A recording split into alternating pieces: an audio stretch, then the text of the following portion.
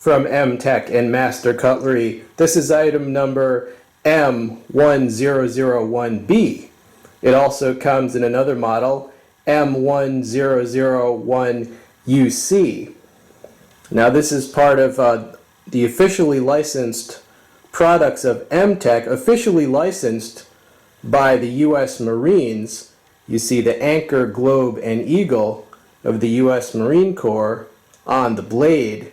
It's about 5 inches in closed length, about 4 inches in blade length. And you see this blade features a combination edge with a tanto tip, a swedge, very pronounced sub-tip.